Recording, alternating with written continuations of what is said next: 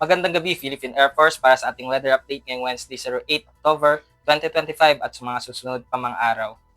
Para sa ating synoptic situation, may apat tayong weather system at unahin na natin ang tropical storm sa labas ng ating bansa with international name NACRI ay huling natagpuan ng 1,745 km east of extreme northern Luzon at may lakas na hangin na 65 km per hour at may pagbugso ng 80 km per hour. Ito'y kumikilos north-northwestward at 25 km per hour. At ITCC naman ang nakaka-apekto dito sa Palawan, Visayas at Mindanao. At shearline naman ang nakaka-apekto dito sa Central Luzon at Northern Luzon. At northeasterly wind flow naman ang nakaka-apekto dito sa extreme Northern Luzon.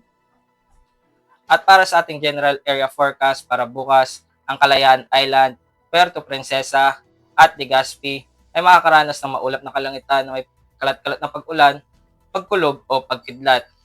At Metro Manila naman at nalalabing bahagi ng Luzon ay makakaranas ng bahagyang maulap hanggang sa maulap na kalangitan na may pulupulong pag-ulan, pagkulog o pagkidlat. Para naman sa Visayas at Mindanao ay makakaranas ng maulap na kalangitan na may kalat-kalat na pag-ulan, pagkulog o pagkidlat.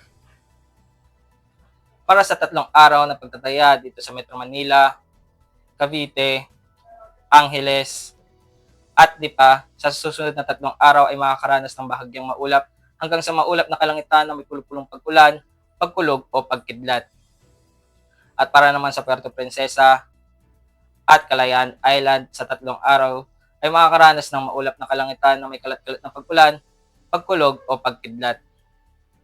At para naman sa Lapu-Lapu sa susunod na 2 araw ay makakaranas ng maulap na kalangitan na may kalat-kalat na pag-ulan, pagkulog o pagkidlat. At pagdating ng linggo ay makakaranas ng bahagyang maulap hanggang sa ulap na kalangitan na may pulupulong pag-ulan, pagkulog o pagkidlat.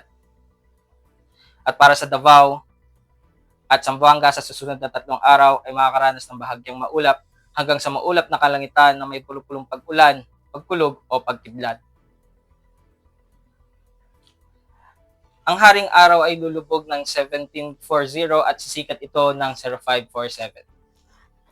For our moon illumination, we have 92% decreasing. Para maging updated sa lagay at taya ng panahon, i-follow lamang ang aming social media accounts. At yun lamang po ang weather update ngayong araw. Sa ngalan ng aming commanding officer na si Colonel Alvin John Cugador, PAF GSC, ako po si Airman James Patrick C. Cases, ang weather forecaster ng Air Force Weather Center. Muli, magandang gabi, Philippine Air Force.